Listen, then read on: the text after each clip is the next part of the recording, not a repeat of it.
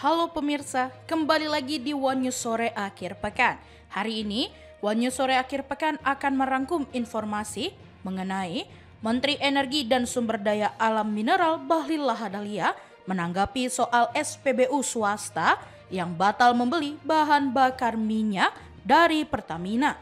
Bahlil mengatakan SPBU swasta masih menjalin komunikasi secara B2B dengan Pertamina untuk pembelian BBM murni. Berita selanjutnya, gladi bersih peringatan hari ulang tahun ke-80 Tentara Nasional Indonesia digelar di kawasan Monas, Jakarta. Seluruh unsur pasukan dan alutsista dikerahkan untuk simulasi menjelang acara puncak pada 5 Oktober. Pemirsa, inilah One News Sore Akhir Pekan selengkapnya.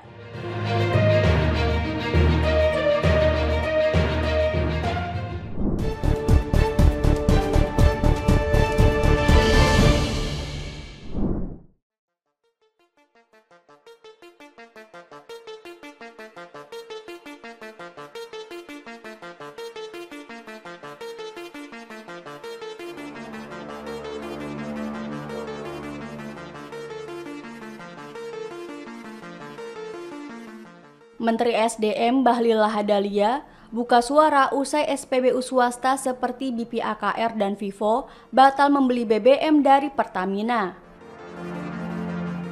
Bahlil mengatakan SPBU swasta masih menjalin komunikasi secara B2B atau bisnis to bisnis dengan Pertamina untuk pembelian BBM murni. Sehingga Bahlil menegaskan peluangnya belum benar-benar tertutup.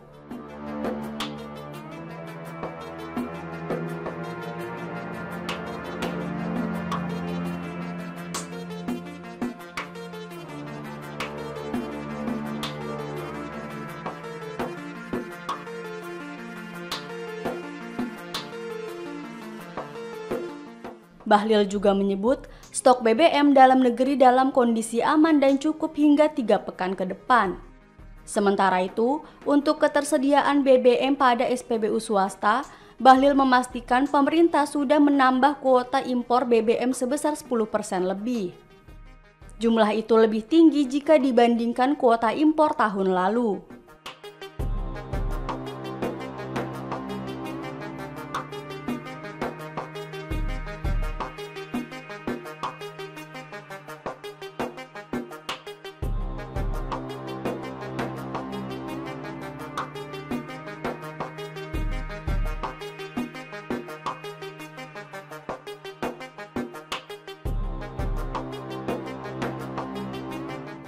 Sebelumnya diberitakan, Wakil Direktur Utama Pertamina Patraniaga Ahmad Muhtasyar mengatakan, Vivo dan BPAKR sebelumnya telah sepakat untuk membeli BBM murni dari Pertamina.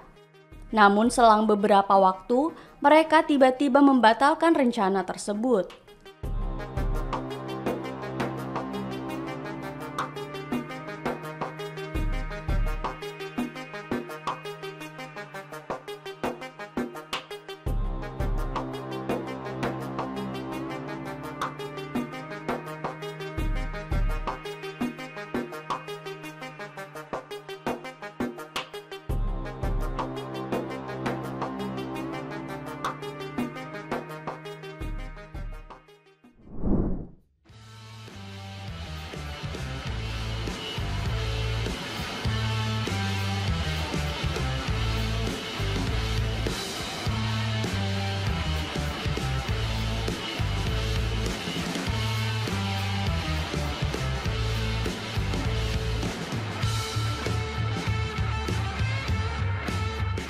Gladi bersih peringatan hari ulang tahun ke-80 Tentara Nasional Indonesia digelar di kawasan Monas, Jakarta. Seluruh unsur pasukan dan alutsista dikerahkan untuk simulasi menjelang acara puncak pada 5 Oktober. Dengan mengusung tema TNI Prima TNI Rakyat Indonesia Maju, lebih dari 133.000 prajurit dan unsur sipil dilibatkan, bersama 1.047 alutsista dari matra darat, laut, dan udara. Alutsista yang tampil mencakup kendaraan taktis, artileri, tank, helikopter, pesawat angkut, hingga pesawat tempur.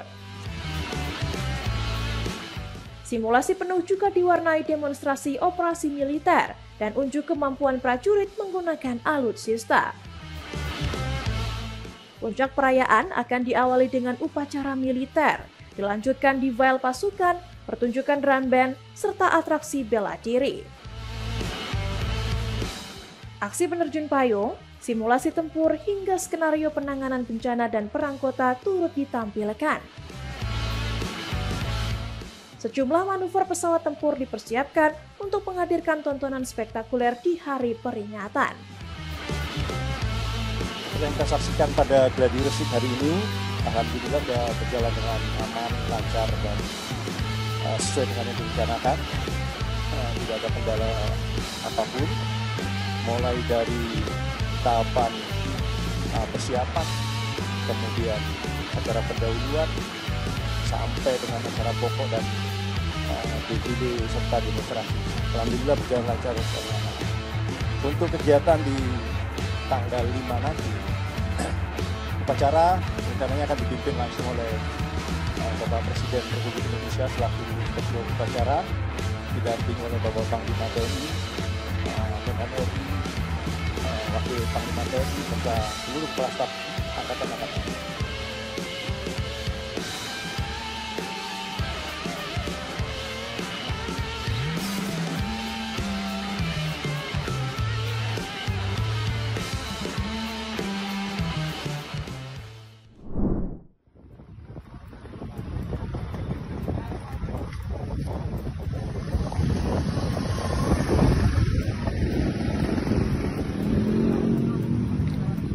Sebuah mobil Innova yang membawa 2 penyanyi dangdut, salah satunya Cantika Davinka, mengalami kecelakaan di Jalan Raya Desa Tulung, Kecamatan Kawedanan, Magetan, Jumat malam 3 Oktober.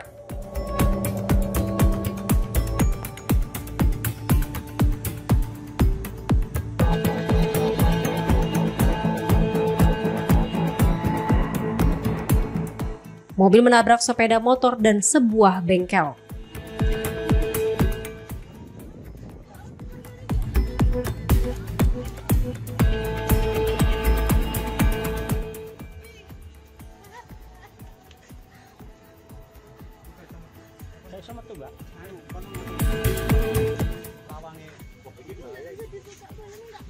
Dua pelajar SMP masing-masing berusia 12 tahun, warga desa Giri Purwo, tewas di tempat.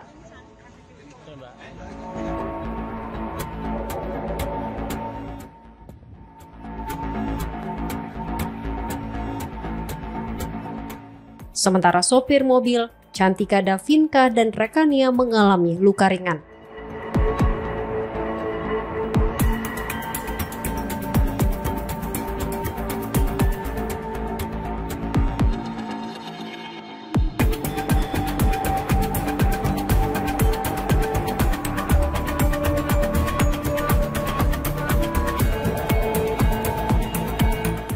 Menurut keterangan saksi, kecelakaan terjadi saat mobil mencoba menyalip kendaraan di depannya.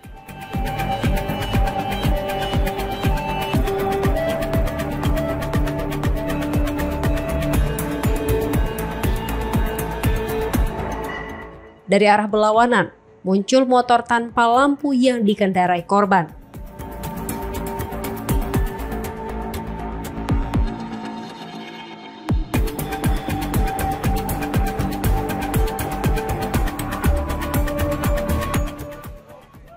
Karena jarak terlalu dekat dan kecepatan tinggi, tabrakan tak terhindarkan.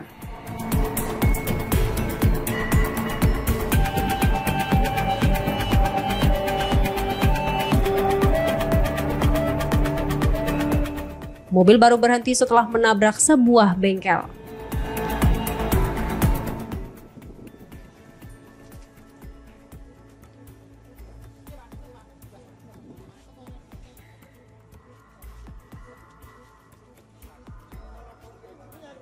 Korban tewas setelah dievakuasi ke RSUD Dr. Suidiman, Magetan, sementara Cantika dan rombongannya masih menjalani perawatan.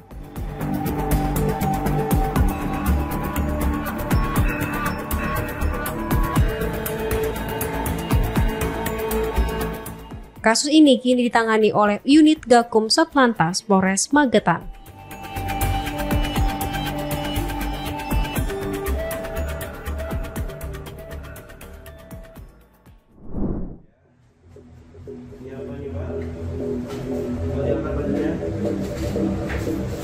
Apa ini?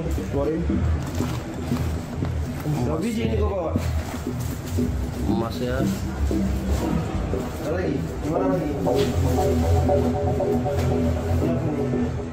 Seorang pria asal Sumatera berinisial AM ditangkap saat tiba di pelabuhan Batam Center dari Malaysia karena berusaha menyelundupkan emas seberat 2,5 kg senilai 4,8 miliar yang disembunyikan dalam korset wanita. Apa ini? Keluarin. AM tertangkap karena petugas mencurigai ada benda mencolok di bagian tubuhnya. Gimana lagi?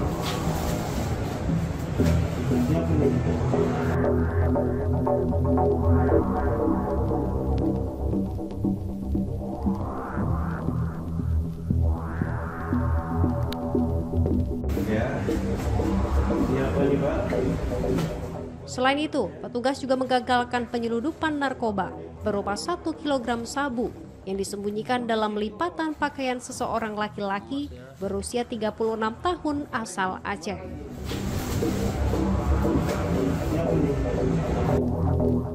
Pelaku tersebut menggunakan penerbangan Super Airjet rute Batam, Yogyakarta, Lombok. Petugas Bea dan Cukai Batam juga berhasil menggagalkan penyeludupan ratusan iPhone bekas sebanyak 797 unit dari dalam sebuah mobil pribadi.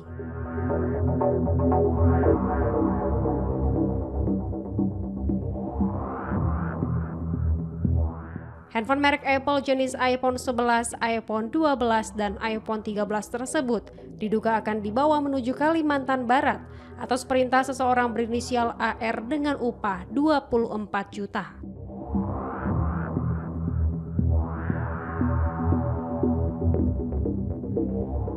Nilai barang hasil penindakan ini diperkirakan mencapai 3,2 miliar rupiah. Menurut Kepala Bea dan Cukai Batam, keberhasilan ini tidak terlepas dari kerjasama dan kolaborasi seluruh pemangku kepentingan, termasuk TNI, Polri, Kejaksaan, serta kementerian dan lembaga terkait.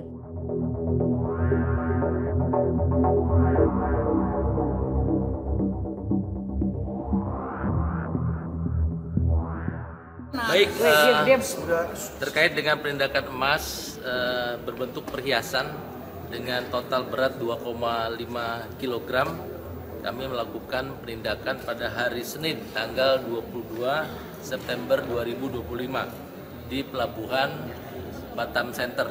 Ternyata setelah pemeriksaan, penumpang EA ini yang menggunakan korset di bagian perutnya. Nah, di situ kami menemukan 3 bungkus yang berada di korset yang di saudara EA, ya. Kemudian di kantongnya juga ada 2 bungkus. Kami lakukan pemeriksaan.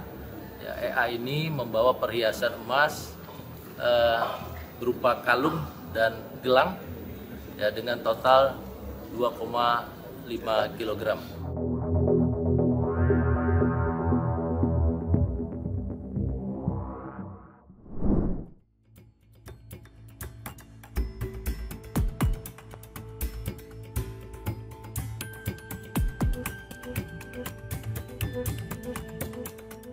Rekaman kamera pengawas CCTV memperlihatkan 2 orang mengendarai sepeda motor dan menyiramkan bensin ke rumah toko milik Teguh Istianto, Koordinator Masyarakat Pati Bersatu atau MPB.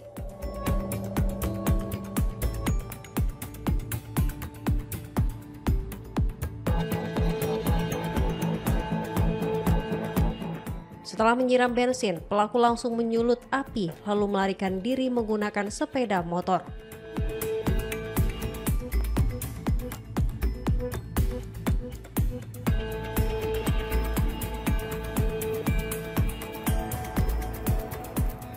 Beruntung, api tidak sempat membesar karena cepat diketahui warga sekitar yang sigap memadamkan api dengan peralatan seadanya.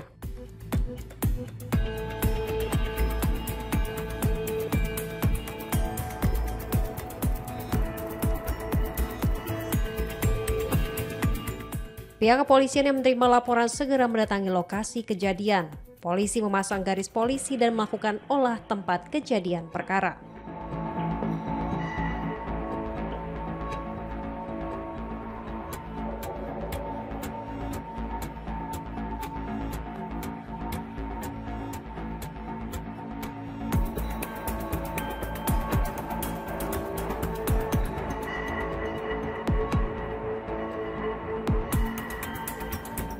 Kasat Reskrim Polresta Pati, Kompol Heri Dwi Utomo menyatakan bahwa pihaknya telah mengamankan barang bukti dan tengah menelusuri rekaman CCTV untuk mengidentifikasi pelaku.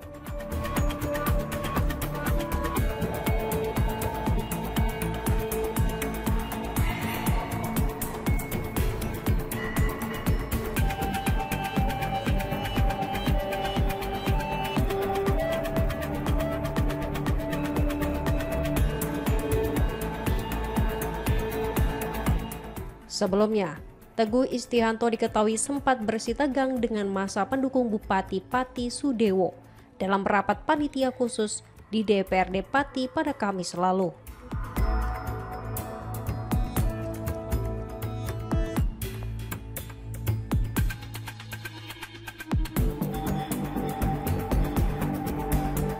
Saat hendak memasuki kantor DPRD untuk menghadiri rapat, Teguh mengalami penganiayaan oleh sekelompok massa yang diduga merupakan pendukung Bupati.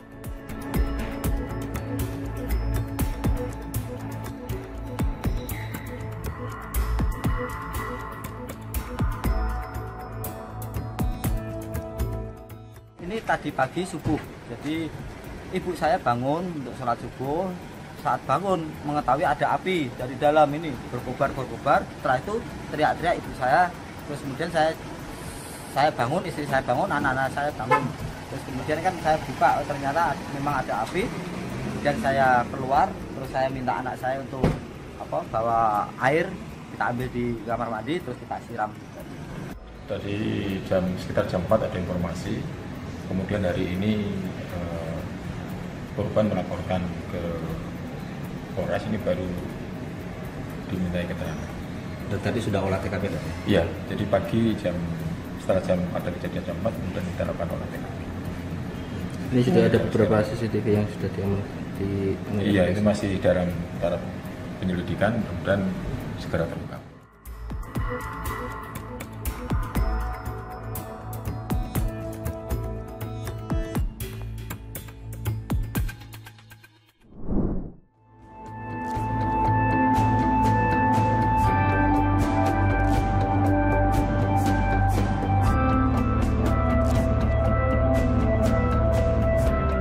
Gubernur Jawa Barat, Deddy Mulyadi mengatakan akan memberikan sanksi tegas bagi aparatur sipil negara atau ASN yang malas kerja.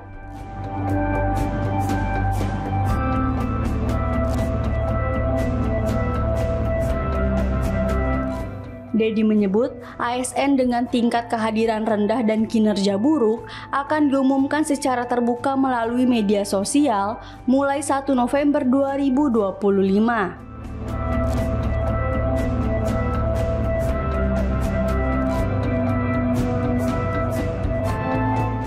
Nantinya, nama, foto, hingga alamat ASN yang dianggap malas dan tidak produktif akan dipajang di akun media sosial resmi Deddy. Ia menjelaskan, setiap bulan data absensi pegawai akan dikumpulkan dari seluruh organisasi perangkat daerah.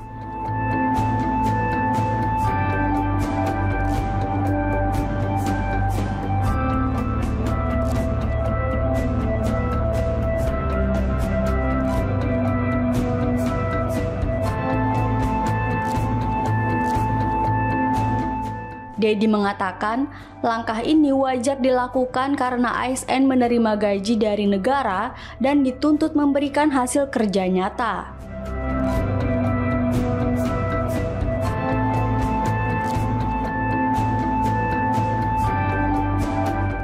Selain itu, pemerintah Provinsi Jawa Barat juga akan menyalurkan sebagian ASN ke sekolah-sekolah untuk membantu tugas administrasi. Lantaran tidak semua pegawai dibutuhkan tetap berada di OPD masing-masing.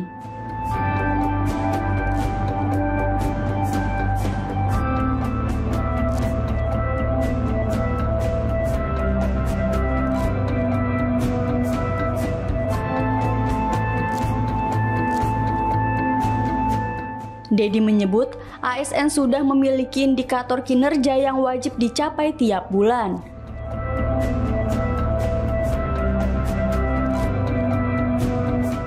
Dedi mengatakan dirinya tak segan memberikan sanksi berat bagi pegawai yang melanggar aturan.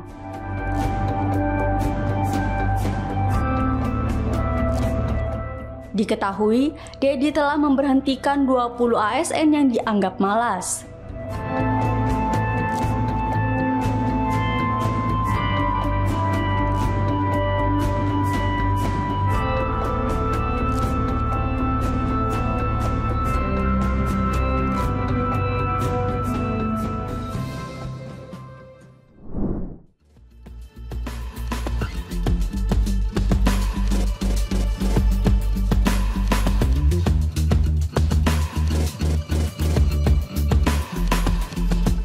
Pemerintah Israel di bawah Benyamin Netanyahu menjalankan operasi rahasia dengan membayar influencer media sosial untuk menyebarkan konten pro-Israel.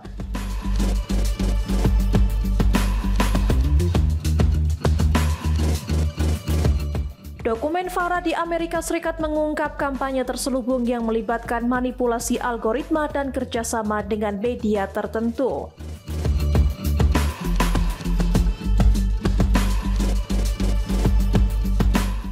Setiap influencer bisa menerima bayaran hingga $7.000 Amerika atau sekitar 116 juta rupiah untuk satu unggahan di TikTok maupun Instagram.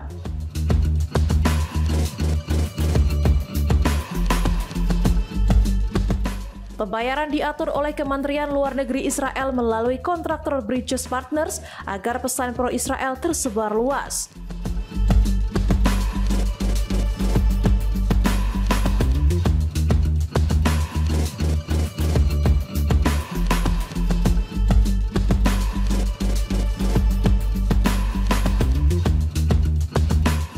Dana sebesar $900.000 atau 14 miliar rupiah disiapkan untuk membiayai 75 sampai 90 unggahan antara Juni hingga September 2024. Kampanye ini berjalan di bawah inisiatif bernama Project Esther yang menyerupai strategi kampanye think tank Amerika.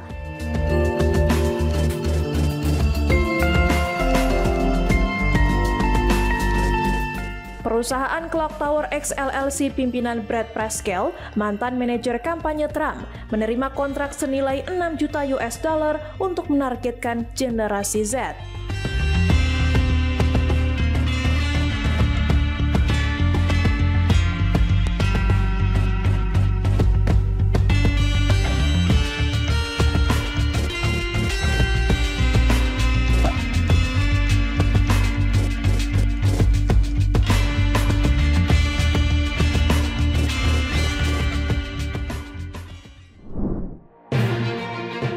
Demikian informasi yang dapat kami sampaikan pemirsa.